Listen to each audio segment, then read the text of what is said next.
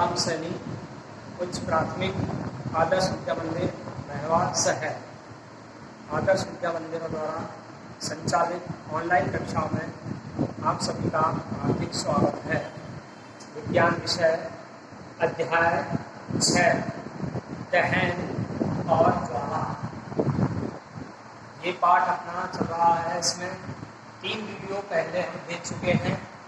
आज हम इसी पाठ के जो हमारा अगला वीडियो है उसका जो अध्ययन बिंदु है वह है ईंधन और ईंधन की दक्षता के बारे में हम पढ़ेंगे। ईंधन आप सभी जानते हैं, जैसे लकड़ी है, काष्ठ कोयला है, पेट्रोल है, मिट्टी का तेल है, ये सब ईंधन कहलाते हैं। अब जो ये ईंधन होते हैं जो घरेलू और औद्योगिक उपयोग से संबंधित ऊष्मा ऊर्जा के स्रोत होते हैं। अब है अच्छा ईंधन। अब ये ईंधन पढ़ लिया, अब इसमें से अच्छा ईंधन कौन सा होता है? तो अच्छा ईंधन वह है जो आसानी से तो उपलब्ध हो जाता है, पहला। दूसरा, यह सस्ता होता है और वायु में सामान्य दर से सुगमता पूर्वक जलता है। तीसरा है, यह अधिक मात्रा में ऊष्मा भी उत्पन्न करता है। चौथा है, यह जलने के उपरांत कोई अवांछनीय पदार्थ या अवांछनीय पदार्थ का मतलब होता है कोई भस्म नहीं छोड़ता है। ये उसे अच्छा ईंधन कहते हैं। अब है ईंधन के प्रारूप। जैसे आपने देखा होगा, संभवतः ऐसा कोई भी ईंधन नहीं है जिसे एक आदर्श ईंधन माना जा सके। हमें ऐसा ईंधन ढूंढना चाहिए जो किसी विशिष्ट उपयोग की अधिक आवश्यकता पूरी करता हो। ईंधन के मूल्यों में भी भिन्नता होती है। कोई ईंधन महंगा होता है, कोई सस्ता भी होता है। अब है ईंधन की दक्षता। जैसे भैया बहनों, आपसे कहा जाए कि गोबर के उपले, कोयला और एलपीजी, ये 3 ईंधन आपको दिया जाए और जलाकर पानी की एक निश्चित मात्रा को उबालें, तो आप कौन से ईंधन को चुनेंगे? कारण भी बताना है। तो आप अपने माता पिता की सहायता भी ले सकते हैं इसमें। क्या ये ईंधन बराबर मात्रा में ऊष्मा उत्पन्न करते हैं? तो ये बराबर मात्रा में ऊष्मा उत्पन्न नहीं करते हैं। जो ईंधन के दक्षता है, ईंधन की दक्षता 1 किलोग्राम यानी कि 1 किलोग्राम के पूर्ण दहन से या 1 किलोग्राम ईंधन के पूर्ण दहन से जो प्राप्त ऊष्मा ऊर्जा की मात्रा होती है वह उसका ऊष्मीयमान कहलाता है। ऊष्मीयमान की परिभाषा दोबारा सुने कि किसी भी ईंधन के 1 किलोग्राम के पूर्ण दहन से प्राप्त ऊष्मा ऊर्जा की मात्रा उसका ऊष्मीयमान कहलाती है।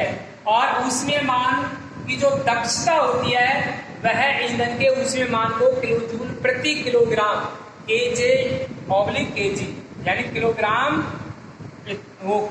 किलोजूल प्रति किलोग्राम, ये इसका मात्रक होता है ऊष्मीयमान की दक्षता का। अब ईंधन के प्रारूप है। ईंधन के 3 प्रारूपों में बांटा है। तो ईंधन का प्रारूप है ठोस ईंधन, द्रव ईंधन और गैसीय ईंधन। ठोस ईंधन जैसे लकड़ी, काष्ठ कोयला और उपले होते हैं गोबर के, इनको कंडे भी कहते हैं। द्रव ईंधन के उदाहरण हैं मिट्टी का तेल, पेट्रोल, डीजल आदि। और गैसीय ईंधन है वह है एलपीजी, सीएनजी आदि। अब यहाँ पर जो ऊष्मीयमान है उसकी एक सारणी दी गई है। जैसे गोबर के उपले का ऊष्मीयमान होता है 6000 से 8000 तक किलोग्राम तक। अब लकड़ी का ऊष्मीयमान होता है 17,000 से 22,000 किलो जूल प्रति किलोग्राम। ऐसे ही कोयले का ऊष्मीयमान होता है 25,000 से 33,000 किलो जूल प्रति किलोग्राम।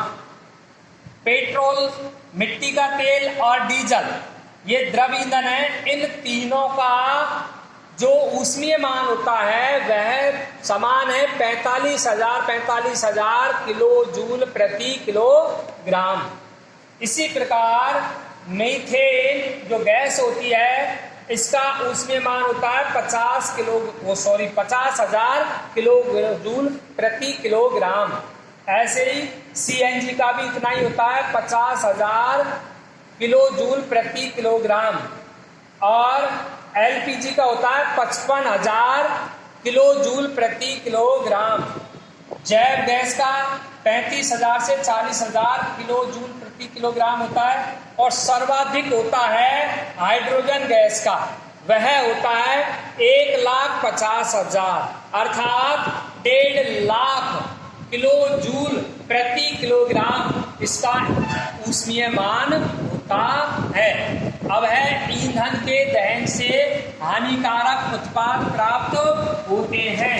अब वो हानिकारक उत्पाद कौन कौन से हैं आप ध्यान से सुनेंगे। जब हम ईंधन का दहन करते हैं तो कौन कौन से हानिकारक उत्पाद हमें प्राप्त होते हैं। पहला है लकड़ी, कोयले और पेट्रोल। ये ईंधन है, लकड़ी, कोयले और पेट्रोल। जैसे कार्बन ईंधन बिना जले कार्बन कण छोड़ते हैं। जो बिना जला होता है वह कार्बन के कण छोड़ते हैं। और जो ये कण होते हैं बिना जले ये बहुत खतरनाक प्रदूषक होते हैं जो हमारे स्वास्थ्य संबंधी जैसे दमा, एलर्जी, आंखों में जलन आदि रोग उत्पन्न कर देते हैं। दूसरा है इन ईंधनों का अपूर्ण दहन कार्बन मोनोऑक्साइड। कार्बन मोनोऑक्साइड का सूत्र होता है CO, गैस देते हैं। और यह गैस होती है कार्बन मोनोऑक्साइड अत्यंत विषैली गैस है, बहुत ही जहरीली गैस है। अगर किसी बंद कमरे में सिगड़ी या अंगूठी जलाकर कोई भी व्यक्ति सो जाता है तो इस गैस के कारण उसकी मृत्यु भी हो सकती है। अगला है अधिकांश ईंधनों के दहन से पर्यावरण में कार्बन डाइऑक्साइड, इसका सूत्र होता है CO2 गैस निकलती है। जो भी ईंधन जलता है तो कार्बन डाइऑक्साइड और कार्बन मोनोऑक्साइड गैस निकलती है। लेकिन वायु में कार्बन डाइऑक्साइड की अधिक मात्रा हो जाने पर विश्व उष्णन अर्थात ग्लोबल वार्मिंग का कारण बनती है। और जो ग्लोबल वार्मिंग होता है वो क्या होता है इसको भी सुन लें। ग्लोबल वार्मिंग पृथ्वी के वातावरण में जो ताप होता है उसके वृद्धि कर देता है और उस ताप के कारण विश्व उष्णन कहलाता है।